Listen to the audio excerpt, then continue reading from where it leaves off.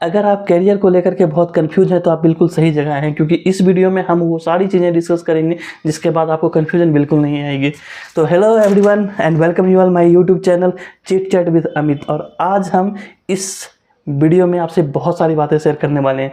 हो सकता है वीडियो लंबी होगी, लेकिन वीडियो पे बने रहिएगा, वीडियो को स्किप नहीं कीजिएगा और लाइक और सब्सक्राइब जरूर कीजिएगा, ठीक है। अब बिना किसी टाइम वेस्ट किए हुए आगे बढ़ते हैं, और आगे बढ़ते ही हम स्टार्ट करते हैं कि आईटी सेक्टर में कैरियर बनाने के लिए आदमी क्या क्या चीज़ें सोचता है। 4 कैटेगरी में हमने डिवाइड किया है। आप किस कैटेगरी में हैं आप खुद डिसाइड करना, और आपको क्या करना है वो भी आप खुद डिसाइड करना। तो 4 कैटेगरी में जो सबसे पहली कैटेगरी है वो है जावा डेवलपमेंट का। जावा डेवलपमेंट बहुत मार्केट में चल रहा है, बहुत दिन से चल रहा है। दूसरी चीज़ें हैं एसक्यूएल डेवलपमेंट। एसक्यूएल भी बहुत पुरानी चीज़ें हैं और लगभग हर चीज़ें में काम आती है, हर तरह की कंपनी यूज करती है। तीसरी होती है डेवऑप्स, जो डेवलपमेंट और टेस्टिंग के बीच की पार्ट होती है, जो बहुत ही आज के डेट में यूज होता है। और चौथी होती है टेस्टिंग। तो अब इन चारों चीज़ों में आपके लिए कौन सूटेबल है ये आपको डिसाइड करना। मैं इसके बारे में थोड़ी थोड़ी चीज़ें आपको बताता देता हूँ, और उसके बेसिस पे आप खुद को ये डिसाइड करना कि आपको करना क्या है, ठीक है।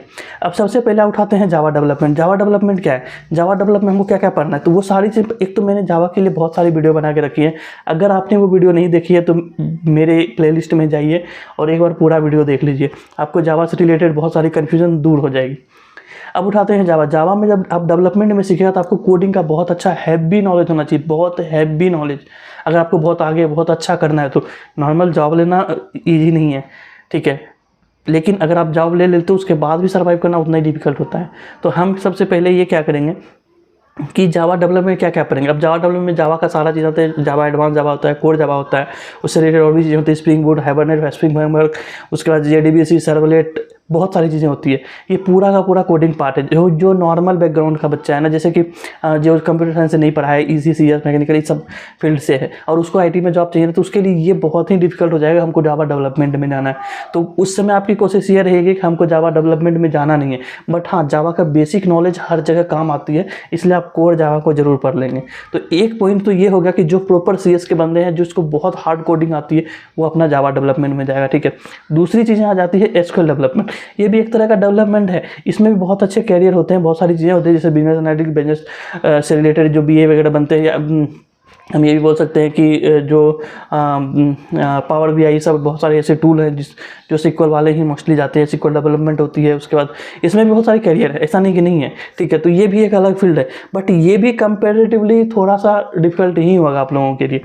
तो ये भी आप माइंड में लेके चलिए कि एसक्यूएल डेवलपमेंट में अगर जाओगे तो उसमें बहुत सारी चीज़ डेवलपमेंट करने का है, बहुत सारा कोडिंग लिखना पड़ता है, तो वो भी आपके लिए डिफिकल्ट होगा। तीसरी चीज़ें जो आती है हमारा, वो आ जाती है डेवऑप्स। तो डेवऑप्स भी एक तरह का डेवलपमेंट और ऑपरेशन दोनों का मिक्सचर है। तो इसमें भी अब आपको थोड़ा सा डेवलप का भी नॉलेज होना चाहिए, डेवलपर साइड से क्या इनपुट आ रहा है उसको किस तरह से करें, और थोड़ा सा टेस्टिंग साइड का भी नॉलेज होना चाहिए कि हाँ वो बंदे ने किस तरह का टेस्ट केसेस वगैरह लिखा है। तो इसके सिनेरियो के बेसिस पे आप जेनकिन में एक पाइपलाइन वगैरह शेड्यूल करेंगे, बहुत सारा काम हो जाता है। इसमें मेनली पता है आपको थोड़ा बहुत डेवलपर, थोड़ा बहुत टेस्टिंग, और इन दोनों का नॉलेज एक साथ साथ थोड़ा बहुत गिट का नॉलेज होना चाहिए, और जेनकिन वगैरह सर्वर में कैसे कॉन्फ़िगर करते हैं, ये सब नॉलेज होना चाहिए। तो ये भी ये कंपैरेटिवली क्या है ना, कि अगर आप कोई डेवलपमेंट में नहीं जा सकते हैं तो as compare to that this one is easy. तो आप इस डेवऑप्स फील्ड को चुन सकते हैं, और इसका मार्केट बहुत ही अच्छा है। ऐसा नहीं कर सकते इसका मार्केट खराब है, आप बहुत अच्छे से 30 लाख 40 लाख के पैकेज पे इसमें भी जा सकते हो। बट हाँ, क्वाइट डिफ़िकल्ट है। इन सबसे ईजी है टेस्टिंग में जाना। तो हम इस सीरीज में बस इतना अभी बताएं कि डेवलपमेंट में जावा डेवलपमेंट बहुत डिफिकल्ट होगा नॉर्मल स्टूडेंट जो सीएस आईटी वगैरह के नहीं है। उसके बाद दूसरी चीज़ें आती है सिक्वल, वो भी क्वाइट कंपेरेटिवली डिफिकल्ट होगा। तीसरी चीज़ें आ जाती है हमारी डेवऑप्स और टेस्टिंग। तो मोस्टली अगर आप नॉन टेक्निकल बैकग्राउंड से हैं, मतलब कि कंप्यूटर साइंस से नहीं है, बाकी ईसी, इलेक्ट्रिकल, इन सब फील्ड से हैं, तो आपके लिए ये ज़रूरी है कि आप जो है डेवऑप्स में चले जाएं या फिर टेस्टिंग में चले जाएं, ठीक है। अब डेवऑप्स में अगर आप जाना चाहते हैं तो उसके रिलेटिवली जेनकिन वगैरह का आपको अच्छे से पता होना चाहिए। उसमें डॉकर वगैरह आते हैं, उसको अच्छे से पता होना चाहिए। एक दो सेलेनियम की चीज़ें आनी चाहिए, क्योंकि आपको टेस्टिंग भी आना चाहिए, थोड़ा बहुत जावा की चीज़ें आना चाहिए, क्योंकि आपको डेवऑप्स आना चाहिए। तो इसमें बहुत ज़्यादा हार्ड कोडिंग नहीं होगा आपके लिए। अगर आप कोडिंग से भागते हैं तो बहुत ज़्यादा हार्ड कोडिंग बिल्कुल नहीं होगा। As compare to Java development, SQL development, ये ईजी है। तो आप इस फील्ड को भी चूज कर सकते हैं अपने कैरियर के लिए, ठीक है। और चौथी चीज़ें जो आती है टेस्टिंग, उसमें क्या है ना कि आप टेस्टिंग से रिलेटेड काम करते हैं, तो उसमें शुरुआत में इंटर करना बहुत ईजी हो जाएगा। ठीक है। नॉर्मली मैं बता रहा हूँ जो CSIT के बंदे नहीं है ना, उसके लिए भी बहुत ईजी होगा शुरुआत में जाना, क्योंकि इसमें जो मैनुअल टेस्टिंग होती है वो बहुत ही बेसिक होती है, बहुत ही थियोरिटिकल होती है। अगर आपको थ्योरी पता है, टेस्ट केस कैसे लिखे जाते हैं, टेस्ट रिजल्ट कैसे लिखे जाते हैं, सिनेरियोज कैसे लिखे जाते हैं, जीरा में एक टिकट कैसे क्रिएट करते हैं, उसके बाद नॉर्मल मैनुअल टेस्टिंग के जो टाइप्स होते हैं, टेस्टिंग के कितने टाइप्स होते हैं, क्या होते हैं, किस तरह से फ्लो करते हैं, और डिफरेंट टाइप ऑफ टेस्टिंग को हम कैसे एक्सप्लेन कर सकते हैं, किस तरह से टेस्ट करेंगे, उसको क्या बोलते हैं, फंक्शनल टेस्टिंग है कि यूनिट टेस्टिंग है कि सैनिटी टेस्टिंग है कि इंटीग्रेशन टेस्टिंग है, किस तरह की टेस्टिंग। तो most of the things theory ही हो गया हमारा।